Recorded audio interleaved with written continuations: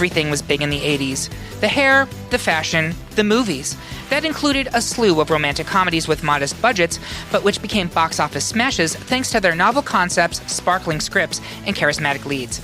In what other decade could you have a film about a magic mannequin that was secretly a naive sexpot, or a gruff Australian hunter who charms the pants off a big city reporter?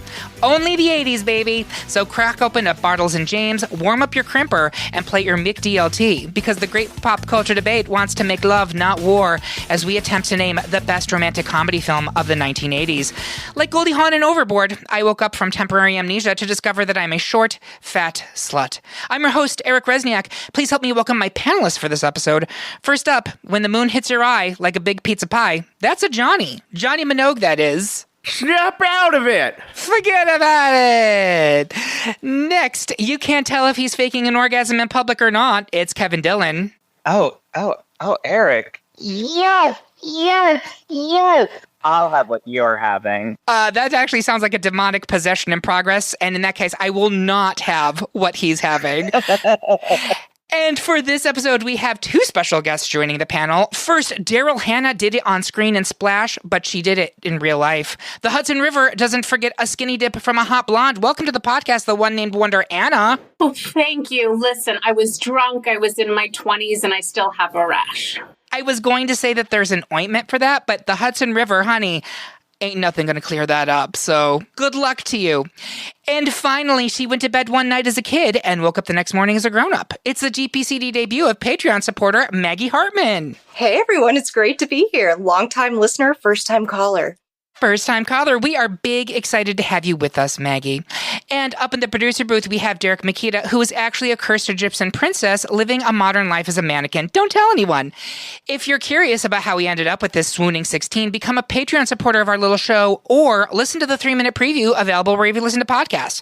And don't forget, you can head to this episode on greatpopculturedebate.com to find the listener bracket, so you can play along with us at home. While you're there, check out some of our other related episodes, including Best 90s Romantic Comedy, Best 80s Teen Film, and Best 80s Soundtrack, all available at greatpopculturedebate.com. With that out of the way, let's cue the comedic insemination montage and get into these debates. First, the panel is in unanimous support of ultimate number one seed When Harry Met Sally from 1989, which means that the party is over for 4-seed Girls Just Want to Have Fun from 1985. But Johnny, you wanted to speak on The Girls Interrupted. It needs to be more interrupted. I don't even know how the hell this ended up in this bracket. First of all, be a Patreon and listen to all the fabulous movies that all of us picked that should have been on this bracket that were not. And somehow this one, the movie that Cyndi Lauper did not want to put her music assigned to, they couldn't get her version of the song. They had to get some random cover version of it. Sarah Jessica Parker, host Square Pegs. Okay. I can't even say anything more about this. And just like that, it goes off the bracket. Yeah, and Helen Hunt, after she was in Voting matters. Voting matters. Yes, Stand in line. Stand in line. Or right now, go to greatpopculturedebate.com, go to the poll section. There are 12 open polls right now. Your picks literally do determine what we talk about. So you don't have a Girls Just Want to Have Fun moment on a future episode. Amen. Thank you both. And I did not put them up to that. Next, the bulk of the panel wants to keep striking a pose with 3-seed Mannequin from 1987, but Johnny thinks we should grow up and go with 2-seed Big from 1988. Anna, tell us why you can't stand still when it comes to pushing Mannequin. Johnny, see if you can make your wish come true in favor of Big. Anna, do you mind going first? Absolutely. Am I telling you why I love Mannequin, or am I going to tell you why Big is trash? You can do both. Oh, okay, good. I'll go in that order. First of all, department store, clothes upon clothes, outfits upon outfits. Are they having sex? Who knows? Can she have sex? Is she really Egyptian? So many questions cause this excitement. It's adorable. There's sort of this mother-son vibe thing happening between them, but I'm not angry about it. Mannequin is wonderful and adorable and, pervy. And I think it's just the right amount of okay pervy. Mm-hmm. Guess what's not okay? Having a relationship with a 12-year-old. Amen. Amen. Like, no way. Also, speaks volumes of our patriarchal society that a 12-year-old can get a job and get promoted and get a whole new apartment and probably a line of credit within a week just because he's an attractive white man. And not even that attractive, let's be honest. Hey now. Let's not go crazy. Maggie's like, not too much. Don't you hurt my Tom I'm Hanks. going to have to disagree on that one. I'm sorry. I had a lot of problems with Big. I had a lot of problems that like Big is around in our culture and that a lot of people thought it was enduring just because they played Chopsticks. I'm sad that I had to listen to Chopsticks. But most importantly, I think it really is the cause of why we have all of these 38-year-old bleach blonde teachers being arrested in Florida. The long-term implications of Big. You heard it here, folks. Elizabeth Perkins, what have you done to America? Thank you very much, Anna. Johnny, you wanted to defend Big. Well, actually, I'm not going to defend Big. I actually got a special guest star to help us with that. I can't wait. Ladies and gentlemen, the director of Big, Penny Marshall. Hello, how are you? You know, Johnny asked me to be a part of this. You know, I've been dead for 7 years. I was like, what the hell else I got to do? You look great for a dead woman, Penny Marshall. Oh, I never looked good when I was alive, but I'm going to look good as I'm dead. So, you know, I get the whole thing about Elizabeth Perkins and Tom Hanks, but listen, he was 31, she was 27, he really wasn't 12. That was a kid named David. He was the one, he ended up in Newsies later on with all the singing and the dancing and Teddy Roosevelt and whatever. I have to tell you, when I told Tom and Robert Loggia, go dance and do the heart and soul, they did the Chopsticks because you know what? It was cheap. That's why they did it. They didn't have to cost anything. It was really cute, and at the end of the day, I get why you would say that, especially nowadays. It's not my thing. I'm not here to me too anybody or whatever, but let me say, I love Tom so much, I got him in a better movie with the baseball and the Madonna, and they go, you know, crying, and you can be crying now. But, you know, I am the first female director to sell $100 million in a movie. So, that gets something. I did it better in the other movie with the baseball and the old stuff or whatever. So, you can go and vote for the movie with the Samantha Jones in it, whatever. That's fine. I'm okay with that. Thank you very much. You're at peace. Rest in peace. Thank you very much, Penny Marshall. I have to say this, Schlemiel, Schlemazel, Haas and Pfeffer Incorporated. So thank you very much. You're welcome. Cindy Williams is lonely up in the Schatz Brewery in the sky, so I gotta go. All right. I'm going to say this. He got me. And I'm going to say that partly because of the impersonation, but also partly that these two are both very odd, problematic movies. And we're going to be talking about that throughout the whole episode. Yeah. With that said, if I am putting on one of these movies, I'm probably putting on Big, if I'm going to be honest. But are you putting it on for the rom-com or just the com? Oh, that's the point. That's a good question. Yeah, gotta throw that in there. Maggie, I think you got me back. I you know what? That was it. Yep, Mannequin. Because of the Rob. You're right. Maggie, to that point, are you going to stick with Mannequin or are you going to go with Big? As much as I love Big with all of my heart, I view it more as a comedy. I agree with Anna about the inappropriate relationship that is going on, so I'm sticking with Mannequin. So that is 3 for Mannequin, 1 for Big. I'm sorry, Penny Marshall. Love your work. It's been great to have you on the show. Oh, do it our way, making our dreams come true. Thank you very much. Goodbye. Penny, can you haunt Trump for us? My pleasure. I've got the same hair color as he does, but mine is natural. Natural. Goodbye, Penny Marshall. Pennies from heaven, ladies and gentlemen. 3/4 of the panel is admiring La Luna Bella and 1-seed Moonstruck from 1987, but Maggie thinks 4-seed Hairspray from 1988 is stiff competition. Kevin, explain to us why Men Chase Women and why Moonstruck deserves to rise in round 2. Maggie, tease us with your argument for Hairspray. Maggie, please go first. Oh, certainly. So number 1, I love a good period piece, and Hairspray delivers that. Let's also talk to the fact that it is a wonderful musical that came from this movie. So We've already got 2 A+ from the Maggie side. But then let's look at the overall picture. We've got the underdog. We have someone who is confident in herself, but she is just not what everyone else is looking for. And yet she keeps that confidence. She goes and follows her dreams and ends up meeting the popular boy who falls in love with her. Let's also put in here the fact that we are addressing civil rights, and it's got some banging music in there too. So I will also put out that I am a strong ally to the LGBTQIA community, but I cannot stand Moonstruck. I really feel like a lot of it is just because Cher is in there. So I know, come after me. I know it's coming, but I can't do it. I appreciate that. So this is a 3-1. So I'm going to go to votes here. Johnny, has she swayed you, or are you sticking with Moonstruck? And Olympia Dukakis. I'm staying with Moonstruck, 100%. Anna, has she swayed you, or are you sticking with Moonstruck? Almost. But even though I'm a member of Hefty Hideaway and I have quite a few points at that shop, I can't get behind it. Moonstruck to me is gorgeous. Kevin, is it Moonstruck or is it Hairspray for you? Moonstruck is a masterpiece, and it is not just because Cher is in it. It is one of the most lovely Italian love stories, and we'll get into it later, but it's just such a good movie. It's Moonstruck. I'm not voting this episode. I'm merely hosting because we have a very qualified panel, obviously. But I will say, Maggie, I watched Moonstruck for the very first time in preparation for this panel, and I was like, where's the comedy? Romance, sure. There are some funny lines, and Cher is wonderful. Their performances are spectacular, but I was like, where's the comedy? But it doesn't matter.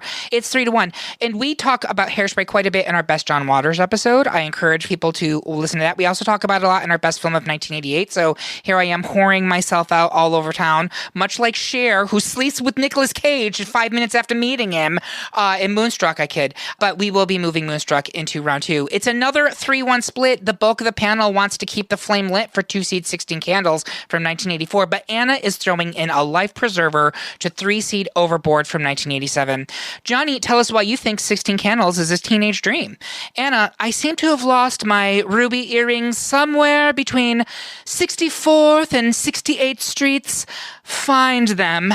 And also tell us why we should vote for Overboard. I would like Anna to go first. I'm happy to.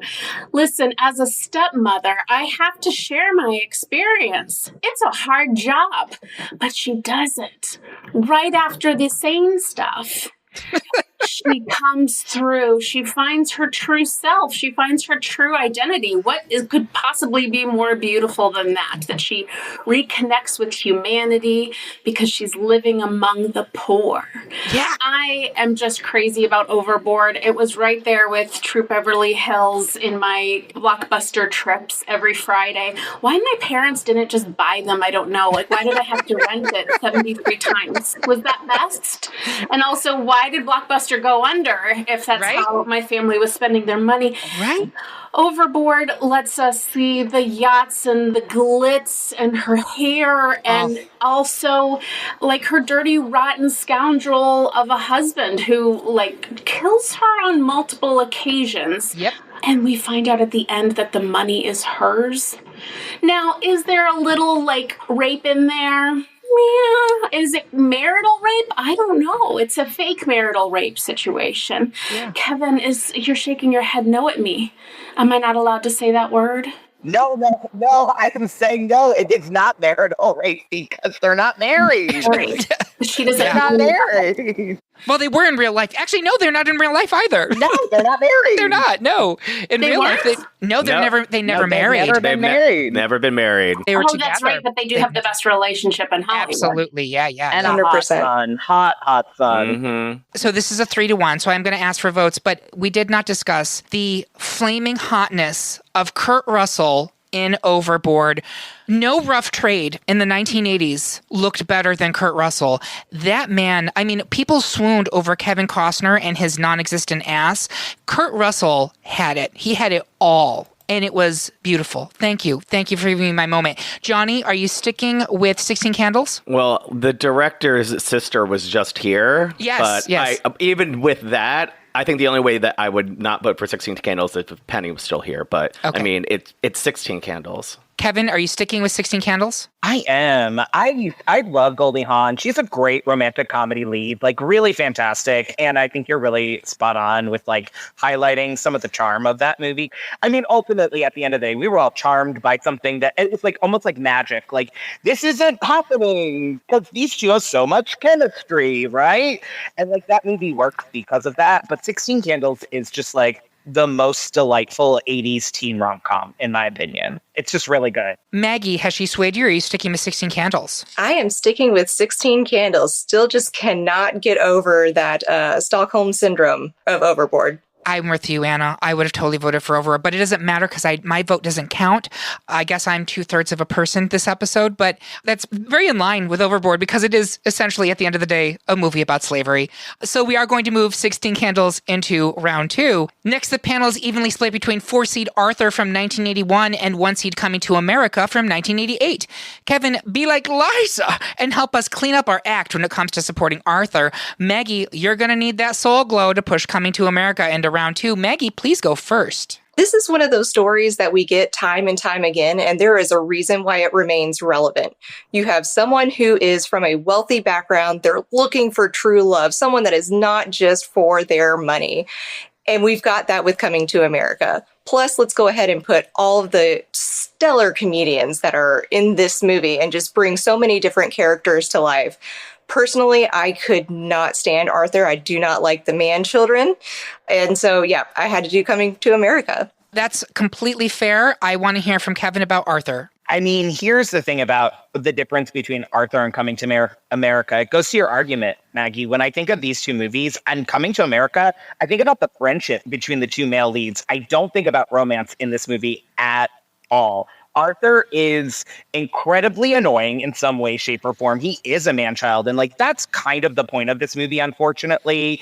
And it's like how someone who is actually more present and powerful as a human being, Liza Minnelli's character, is really able to sort of change him for the better. And I hate those movies too. Like, they can be annoying. Like, why does a woman have to change a man? It sucks. But when you watch these two do the magic that they do together, you kind of just disappear in the world and the relationship that they're in with one another. Dudley Moore is fantastic, the best he's ever been. Yep. Liza Minnelli is incredibly charming and proves what a star she is. And then you have John Gielgud, who won an Oscar for this movie. Like, wild. It is such a good side performance that kind of brings these two together in a weird way. And he is even sort of part of their romantic journey and story as the sarcastic butler. And, you know, ultimately, I just prefer this one as a rom-com more than Coming to America. Like Coming to America more maybe as a movie,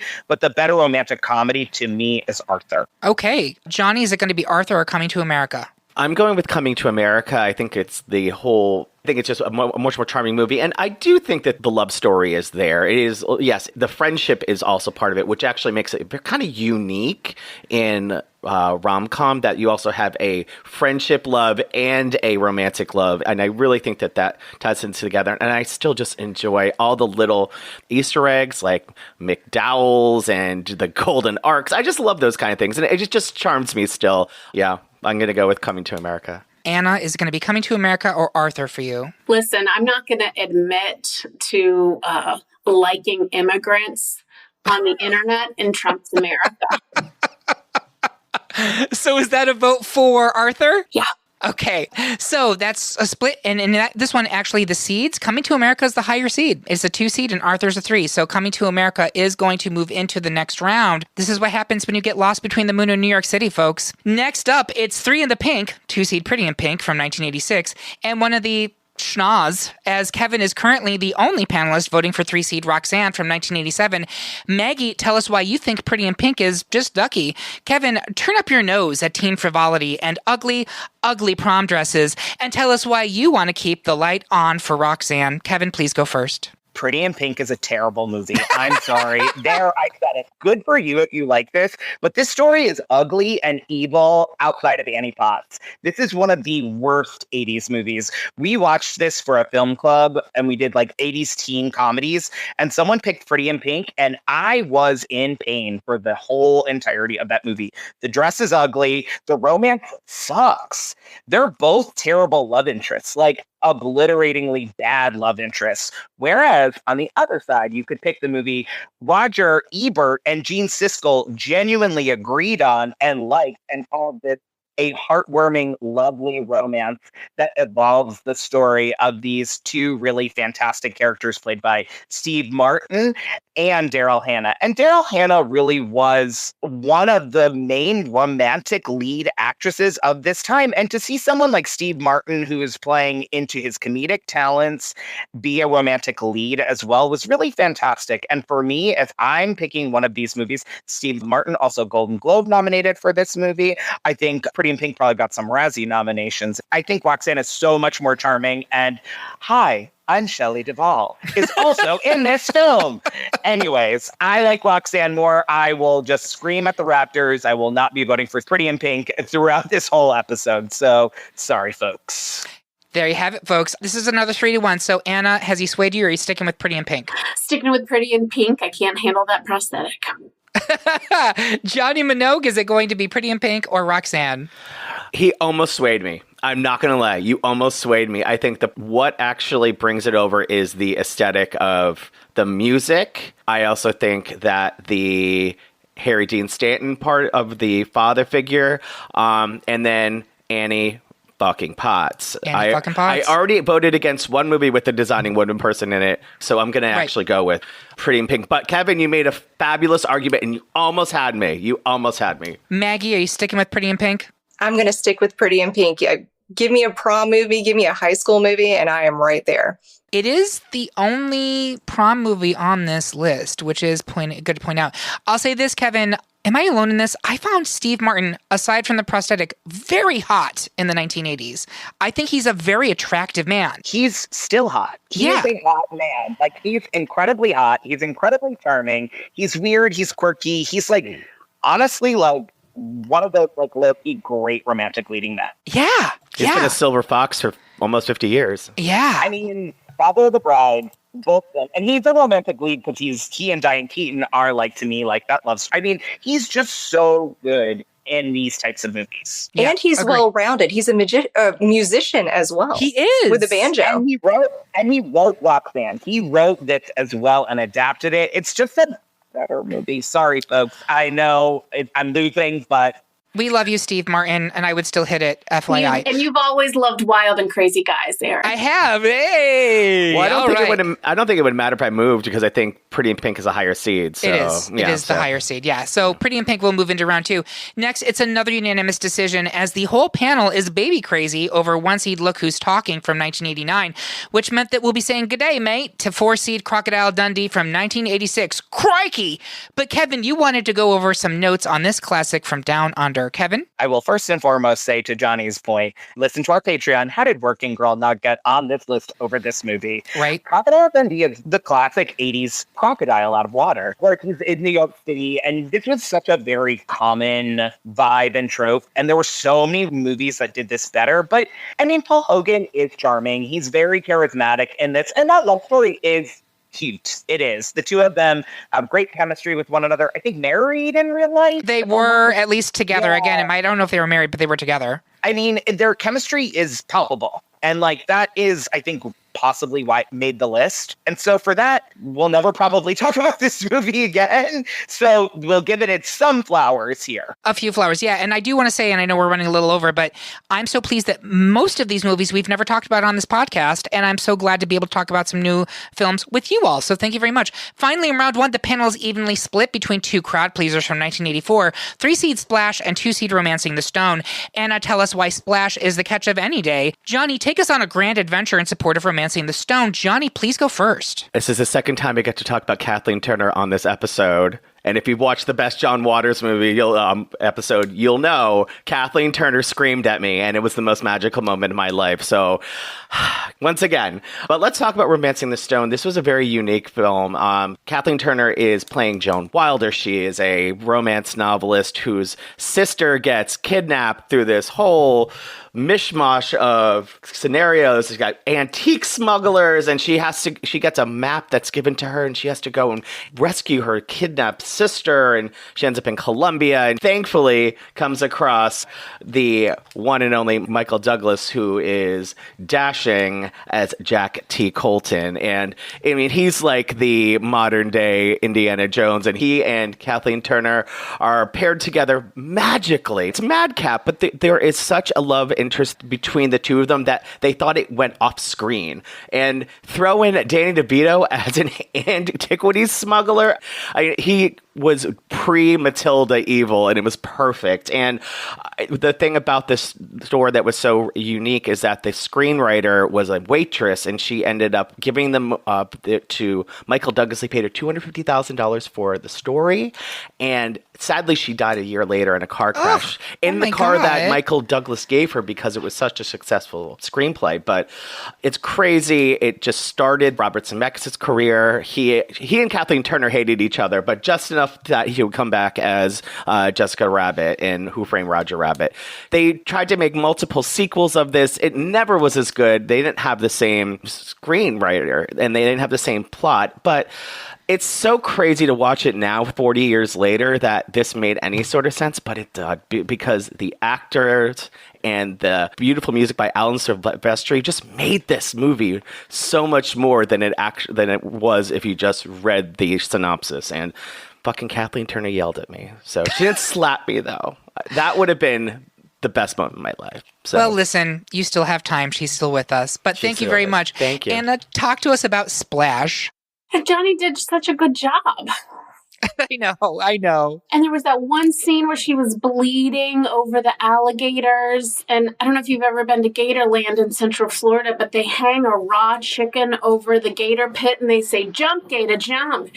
And that scene sort of reminded me of that. And it was romantic. For me to come back now and be like, Daryl Hannah has a nice ass, Like, I don't know. Listen, I, on a whole, do not like business owner Tom Hanks. When we look at all the films in which he is a large or small business owner, he's kind of an asshole. Yeah. I'm just going against my vote now. There was a lot of, I think at some point it felt like shot for shot with Little Mermaid. Yeah. And I'm like, what came first? Splash came first. Splash came first by 4 years. Mermaid. Yeah. Right? Yeah. Yeah. She's swimming in the coral reefs, but it's really off the East Coast. Not okay with that. Don't like that she learned to speak, but that they still screwed around before she learned to speak. Yeah. The feminist in me is a little bothered, but she wanted it. Still consensual. Right? Yeah. And then in the end, so many questions. Is he living with her now? Is this a green card marriage down underneath the ocean? Is it easier to immigrate to Atlantis? Yeah. Can we go? Can we do that? Can we do that now? Do they have healthcare? It's Toronto or Atlantis at this point. She's in the basement of the houseboat in Sleepless in Seattle. That's where she's at. That's where she is. She killed his wife. Is she the dead wife? Oh my God. She's the dead wife. We've created a cinematic universe, ladies and gentlemen. What?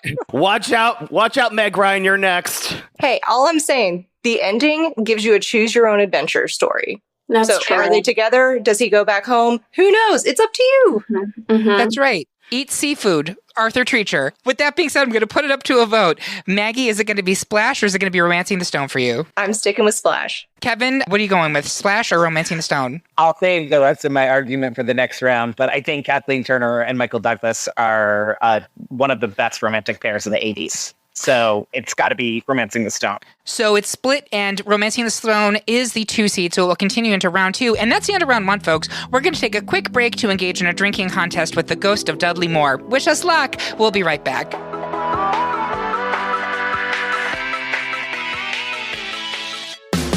Is Captain Picard objectively the best Star Trek captain? Did The Sopranos really need that ending? These are the questions that keep us up at night. Welcome to the Great Pop Culture Debate, where passion meets pedantry. We dissect, we digress, and occasionally we devolve into glorious geeky chaos. But we can't do it without you. Support the Great Pop Culture Debate on Patreon and unlock a treasure trove of bonus content, early access to episodes, exclusive bonus debates, and the chance to finally weigh in on that great die-hard Christmas movie debate. Is it? Is it? Join the conversation. Support the Great Pop Culture Debate on Patreon, because some debates, well, they just need to happen. And we are back for round 2 of our best 80s rom-com debate. Before we get into the Elite 8, I would like my panelists to share their social media accounts and what else they're working on. Johnny Minogue, where can people find you? What you doing? On socials, you can find me on pretty much every platform as Johnny Minogue, one word, no H, just like Kylie and Danny. And I also host at trivia at Club Cafe in Boston every Tuesday night from 8 to 10. Make sure to join us, clubcafe.com. Reserve your table there. I also once a month host at WZBC at Boston College with my friend John Whitney from the Boston Gay Men's Chorus. And we do Turbid Radio, which is delightfully queer and crazy music, Friday p.m. from 7 to 10. Always loving a good trivia and singing with the Boston Gay Men's Chorus. Indeed. And this will be coming out in the fall. You'll be promoting the Christmas show at that point. Do see them. It's always a good time. Ho, ho, ho. Ho, ho, ho. That's what they say about me when I walk in the room. Kevin Dillon, where can people find you? What are you working on? You can find me on Twitter, the Bird app, at E.T. Kevin's Mind. And honestly, I'm a consultant right now, so if you want to hire me to do something, I'm down to do it. So reach out to me, and I can do anything. And I have reasonable rates. It's not a successful offer. It is an 80s rom-com. I was going to say, with a heart of gold. Yeah. That's 90s, so we'll do that later. We'll do that later. Perfect. So the best place to follow us is on Blue Sky at gpcd.bsky.social or at Great Pop Culture Debate on Instagram or TikTok. You should also make sure to subscribe to our page on YouTube, where we're posting original video content. We just started a new series called The Great Pop Culture Discussion, in which we interview creators on the works that they're making.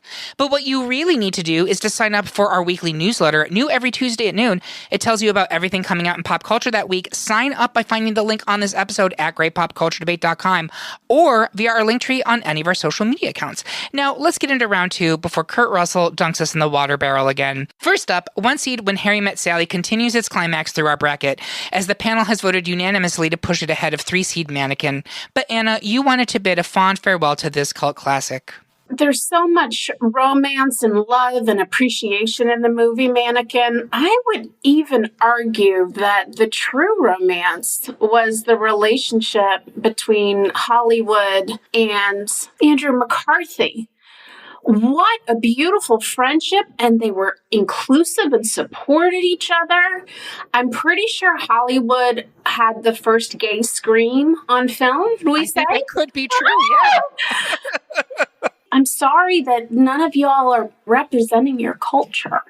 I just really think Hollywood was important, right? 100.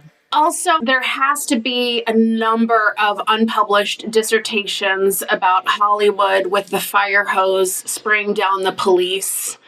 This has to be some type of signal of revolt, and I'm here for it. So I loved Hollywood, and I just think he deserved more. I love Mannequin. We've never talked about it on this podcast. Meshach Taylor, who played Hollywood, is incredible in this movie. Kim Cattrall is incredible in this movie. The soundtrack to Mannequin is an underrated gem. Yes, everybody knows Starship and Nothing's Gonna Stop Us Now. It is iconic, but also this is a deep cut. Alicia's Do You Dream About Me, which is the song that's playing in the freight elevator scene where they're doing like multiple outfit changes. fucking banger. We don't have anything like Alicia's Do You Dream About Me in pop music, and we are the poorer for it. But Mannequin, it's a mess, but I fucking love it. Kevin, you were going to say something? I was going to say, nothing's going to stop us now. Given to us by the illustrious, I think, 19-time losing Oscar-nominated songwriter, Diane Warren. Diane Warren. Those 80 songs were iconic, and they made Mannequin what they were. Johnny, you're going to say something? Diane Warren has been in my head this past week, so join the Discord and you'll read more about it. Also, with that song, Grace Slick licensed it to Chick-fil-A, and all the proceeds she gave to queer charities because she's like, yeah, this old hippie ain't gonna fuck with this. So I still love a subversive bitch. Grace Slick was banned from the White House for putting acid in the tea. That is a true story. That is true. Know your elders. These people are fucking amazing. And she will be very honest, like, yeah, we sold out in the 80s, but you know what? I had a mortgage. and a cocaine habit. And a cocaine. Let's not get it completely twisted there. That's fair enough. All of that being said, please watch Mannequin. I fucking love it. And thank you for doing a great job talking about it, Anna. Next, I believe it may be another unanimous decision in favor of one seed Moonstruck, which seems poised to snuff out the chances of 2 seeds, 16 Candles. That's not entirely true because Maggie is not voting for Moonstruck because Maggie hates Moonstruck. Is that accurate, Maggie? That is absolutely accurate. Don't come after me, please. Kevin, you want to talk about 16 Candles before we let it go? There are many problematic aspects to this movie, and there's a whole article about it. The cast dissects what they experienced and whatnot. All that to say that I just think this movie is still so delightful. It's one of John Hughes' best, like, hands down. I think this is Molly Ringwald at her most charming. 100. She never was better, especially in that Secret Life of the American Teenage awful show. And Jake, Ryan, we can't leave this podcast without talking about that broad chest, that head of hair, that just like crop top that he's doing pull-ups on. He is sex on a motherfucking stick, and I have to stop talking about him because this is a visual medium now. Yeah. But I think the end scene of this movie is just like something that's talked about and engaged with. Make a wish, Sam. It's already come true. Like, it's just very cute. And then who doesn't love all of this being spoofed in Not Another Teen Movie perfectly? It's how iconic this movie is. And that whole movie is really mostly ripped from the through line premise of 16 Candles. It's great, but it's Moonstruck all the way, baby. It's Moonstruck. All right, so we'll move Moonstruck into the final four. Next, I think we actually have a debate between one seed Coming to America versus 2 seed Pretty in Pink. I'm going to go around the horn. Johnny Minogue, Pretty in Pink are coming in America? No, that's the Jake Ryan sequel that Kevin's starring in. Coming to America or Pretty in Pink? Just so you know, Jake Ryan made out with both Molly Ringwald and Cher, so that was the real pair-up in that last match. But if it's between Pretty in Pink and Coming to America, I'm going to do something a little weird. I'm actually going to vote for Coming to America because the dress got so ruined that Annie Potts had to cut her hair, move to Atlanta, and work at a designing firm because she was so miserable about it. So I think because of that hatchery on the dress, I'm voting for Coming to America. Listen, it's deserved. Anna, is it going to be Coming to America or Pretty in Pink for you? For me, nostalgia. In Central Florida school system in the mid to late 90s, when we had a teacher out, there was no lesson plan for the substitute. They would roll in the TV and they would put in Pretty in Pink. And I only ever saw the first 28 minutes of Pretty in Pink for 30 years. So it was a cliffhanger this whole time. I assumed that Molly Ringwald would, come through and not just have to take care of her depressed father the whole entire time. I'm glad that this opportunity allowed me to put a resolve on that. And I would just like to thank all of the fine administrators at Lake Mary High School. Thank you very much. That's great. Maggie, is it going to be Pretty in Pink or is it going to be Coming to America for you? I'm still going to go with Pretty in Pink here. Anna made some very good points here. Still, you got to love the prom. You've got to love the high school nostalgia aspect of it as well. So, and it's so well known. I think if you look at Coming to America and Pretty in Pink, and you ask those on the street, what movie do you know? Pretty in Pink is going to be the one that they're going to mention more often. Certainly the soundtrack. Kevin, I assume you're sticking with Coming to America because you hate Pretty in Pink. I think Andrew McCarthy is a fucking dud in Pretty in Pink. And so is John Cryer. But Andrew McCarthy was ahead of the curve with his computer skills here. That's a good point. Well, I just hate Pretty in Pink so much. Okay, so Maggie loves a nerd. 1,000,000%, and that's why I married one. That's right. So that's 3 for Pretty in Pink. So we will be moving it into the final 4 reluctantly, I think we can all say. Finally, in round 2, the panel is split between 1 seed Look Who's Talking and 2 seed Romancing the Stone. Kevin, tell us why Stone remains a precious jewel of an 80s film. Maggie, give Look Who's Talking a baby boom to push it into the final 4. Maggie, please go first. Certainly. When we think back to those 2 movies together, what is one of the scenes that you remember the most? It is the biology scene that was the opening credits of Look Who's Talking. I was scarred as a child when that came on. But still, I am voting for this movie. You have the perfect romance line. Single mom raising a child on her own because her boyfriend is not going to leave his wife. You've got the wonderful best friend turned love interest, John Travolta, coming through. And one of the key things that I absolutely loved the most, when she was having a nightmare about what this scenario is going to look like, she was still happy as hell. So I got to give it to Look Who's Talking. Excellent. And again, a film we've never talked about on this podcast. I don't know if we talked about Romancing the Stone either. Kevin, talk to us about Romancing the Stone. I will say this. When I think of Look Who's Talking, I think about Bruce Willis as a baby. I do not think about the 2 Scientologists on my television. But when it comes to Romancing the Stone, you have, I think, the romantic pair of the 80s. They were in several films together. Michael Douglas and Kathleen Turner remained so close in their friendship. He invited her to be his ex-wife in his Netflix show, The Kaminsky Method.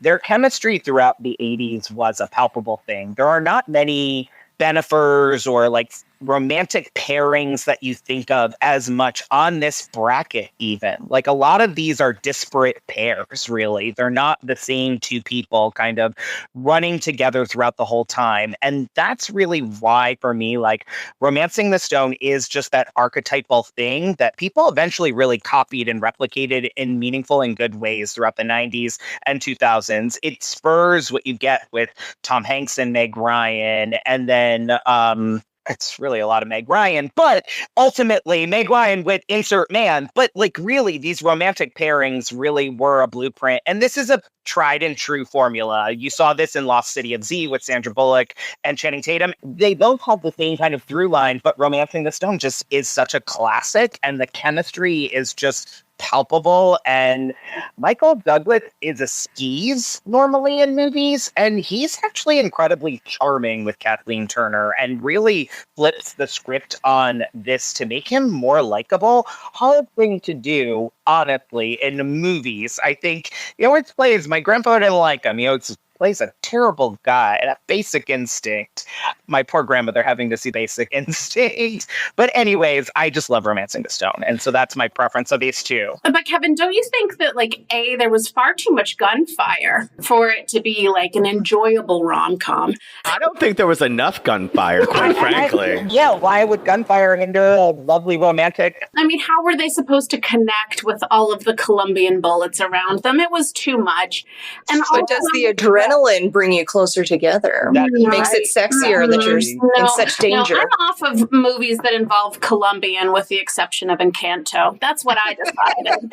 But here's my other thought. You say he's so devoted, hopelessly devoted. I don't know. He was holding on to that fucking alligator for quite a while she was up there getting pistol whipped from the Colombian.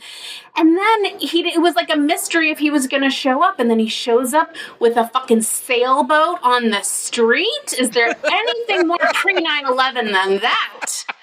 I don't know, Kevin. I don't think that he had quite the loyalty or dedication that you think he does. And, he didn't even bring her any fucking emeralds either. He could have given her a fucking necklace. Something, yeah. So does that mean that you are voting for Look Who's Talking? Absolutely. Absolutely. I think Look Who's Talking is taking the whole damn thing. Uh-oh, watch out. Listen, I don't care about Scientology. If it's Scientology and love, sign me up. Where is this love story? This is not a love story. Did you watch the movie? Yeah, not really. I think of the talking baby. No, I think It's so much more than just a talking baby.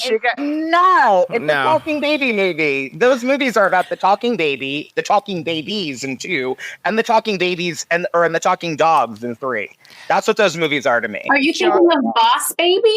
Nobody's ever thinking of Boss Baby. Nobody's ever thinking about that. No, I'm like, the Leah Remini in me is coming out on this one. And also, I do think that it's awkward. I mean, it's so fantastical that Romancing the Stone. It's bizarre. It makes no sense. But like, look who's talking. The two of them, I can't. Although I will say, Kirstie Alley did better off of Cheers in her movie career than Shelley Long, unfortunately. Sure. Yeah. At least monetarily. Camp-wise, I think Shelley Long did better. But Kirstie Alley had a more financially successful career. With that being said, I would vote for Romancing the Stone. So we're 2-2, Romancing the Stone and Look Who's Talking. And Look Who's Talking is a 1 seed, Romancing's a 2. So Look Who's Talking will advance into the final 4. With that, we have our final 4. We're going to take a quick break to track down that Zoltar machine so we can go back to living as 12-year-olds. We'll be right back.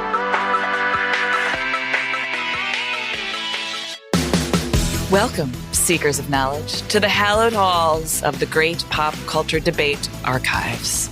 Are you yearning for deeper understanding of the cinematic universe? Perhaps a spirited discussion on the merits of 80s cartoons? Or maybe you simply wish to settle once and for all the age-old question, is cereal soup? Our extensive collection of episodes awaits you, each one a treasure trove of passionate arguments, insightful analysis, and the occasional, shall we say, spirited disagreement. From the epic battles of fandom to the quiet contemplation of artistic merit, you'll find it all within our digital stacks. So come explore our full library of episodes at greatpopculturedebate.com. Your quest for pop culture enlightenment begins here. And we are back with the final 4 of our best 80s romantic comedy film debate. At this point in the show, I like to take a step back and see if it shook out the way I expected it to. I also like to add at this point that no matter which of these options wins, we are celebrating all of the entries, and I hope nobody gets salty about what comes next. We have all 4 1 seeds. It's When Harry Met Sally, which we've barely talked about, Moonstruck, Coming to America, Look Who's Talking. I would love to start When Harry Met Sally versus Moonstruck. My friend Maggie, where are you going on that one? Actually, I think I know where you're going. I was going to say, if you haven't picked it up by now where I'm going with this, then I don't know what you're paying attention to. But When Harry Met Sally, 100%. I love the friends. I love friends to lovers. That storyline is always good for me. You've got so much comedy in this movie that it's just non-stop. So I've got to go When Harry Met Sally. And it's not just the leads, right? You've also got Carrie Fisher. You've got Bruno, whose name escapes me for the other side character. Kirby, thank you so much. While you're talking, Mr. Minogue, would you mind telling me, is it going to be When Harry Met Sally or Moonstruck for you? Oh, 100% When Harry Met Sally for just all those reasons. It is so beautiful. Mother Minogue watches it every New Year's Eve. Her, a glass of wine, and some shrimp cocktail, and When Harry Met Sally. Well, you've given me a new tradition. Yeah, it's a great way to ring in a new year. Perfect. Kevin, is it going to be When Harry Met Sally or Moonstruck? Oh my God, I love When Harry Met Sally. It is the Oscar-nominated screenplay from Nora Ephron, who's one of the best film writers of all time. I think she is just so smart, so sharp. I'm going to wax poetic about Carrie Fisher for a moment in this movie, who is one of my favorite comedic supporting actress performances in a film ever.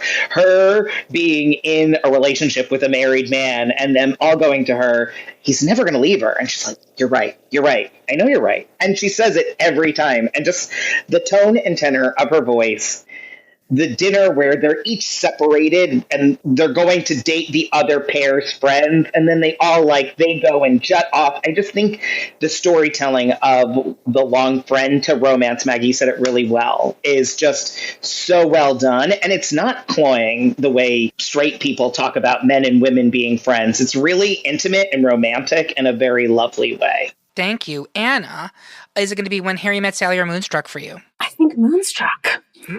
Listen, I've fallen in love with a lot of assholes before. And so watching that movie later, at this stage of the game, it takes a while for his like obnoxiousness to turn into admiration.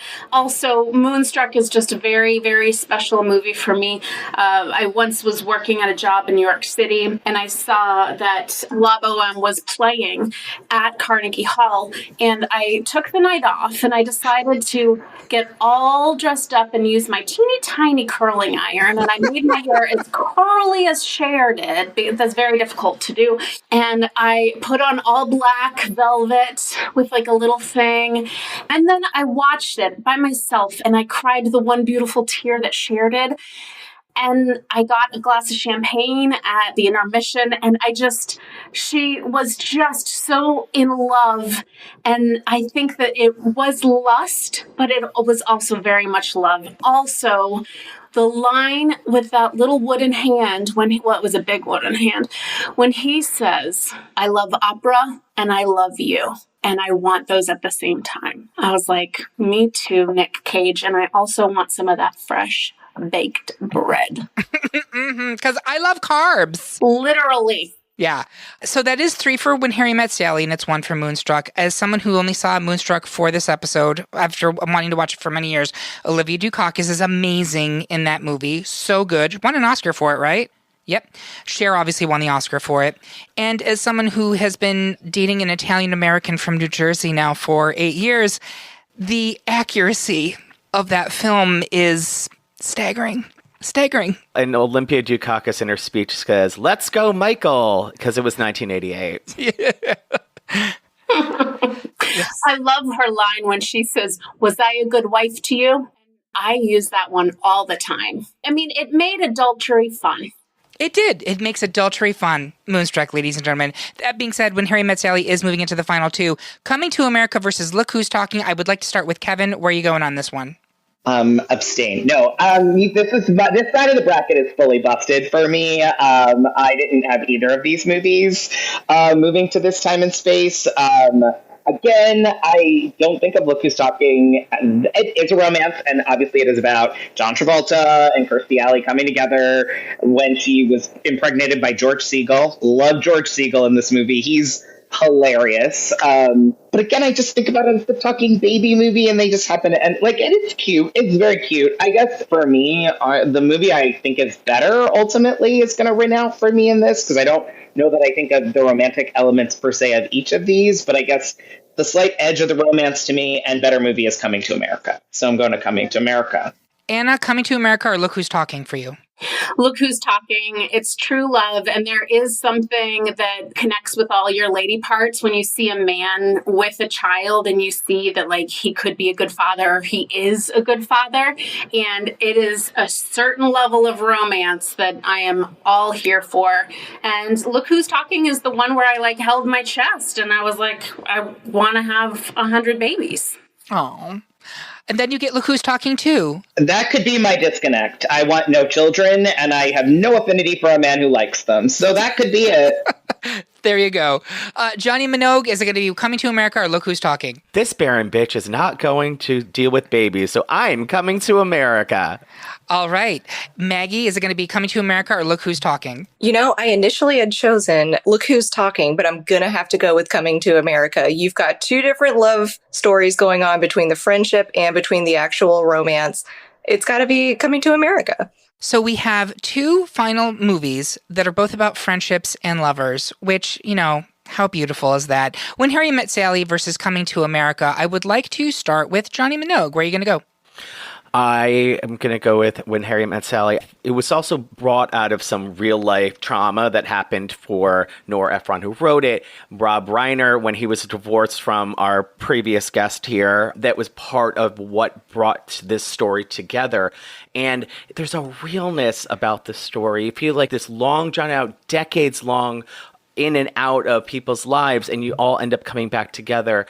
I think that makes it the most relatable and heartwarming, is because this does happen. This people who have loves over time and space over many years, and it changes.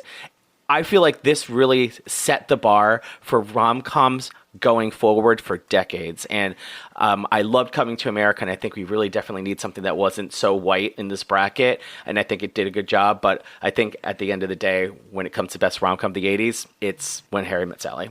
So I hear what you're saying about When Harry Met Sally is a thing that happens, but like, I keep getting emails from a Nigerian prince who keeps asking me for my help. So isn't that also... Freeze your credit report. Thank you very much. Maggie, is it going to be Coming to America, or is it going to be When Harry Met Sally? It's going to be When Harry Met Sally. There are so many iconic moments. There is, of course, the scene in Cat's Deli, which my husband, when we were in New York, made me go to Cat's Deli just for that movie scene alone. So it's When Harry Met Sally. Did he make you feign an orgasm at the deli? I have to ask. It was a little too crowded for that, luckily. But, maybe another time. That's never stopped Kevin Dillon. But on that note, Kevin Dillon, is it going to be When Harry Met Sally or Coming to America? For those who listen to us, we talk about the quote-unquote pepperoni argument. And you may say When Harry Met Sally is the obvious choice. But there's a reason for that. It's because it's the obvious choice, and it's the best pick on this list. Billy Crystal and Meg Ryan have so much iconic chemistry. They announced Best Picture at the Oscars this past year when they gave it to Honora, and it is a telltale sign when you put two people together from a movie to announce Best Picture that many years later, because it's that iconic and represents something so beautiful. The old couples telling their stories, the one where they were born in the same hospital and they never meet till later in life. I think what I like about this movie the most is it celebrates different kinds of love in a way that the 80s really didn't do. It feels so authentic, lived in, timeless, and comforting, and that's just not the hat and sweater sets that Meg Ryan wears, which are adorable. She is our Diane Keaton of the 80s in terms of like an Annie Hall. It's all that. The movie is fantastic. It's stunning. It's special. It's When Harry Met Sally.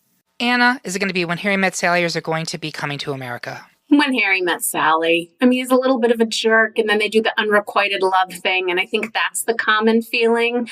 The standing there and not knowing who's going to go first feels very familiar. That sort of anticipation plus a little bit of pain that resolves in this love that we all see coming. So, yeah, it's beautiful. And I almost wish that as much as the orgasm scene is like so much fun, it is what we all talk about, or it is like the funny ha-ha joke, but it masks the other like short little loving humor. Like the banter that they have with each other, that's enough to fall in love with for sure. And there you have it, folks. Our pick for the best 80s romantic comedy is When Harry Met Sally. Do you agree? Do you think we need to be cast into the sea along with Daryl Hannah's Mermaid? Tell us how you really feel by leaving a comment on this episode at greatpopculturedebate.com, or find us on Blue Sky or Instagram.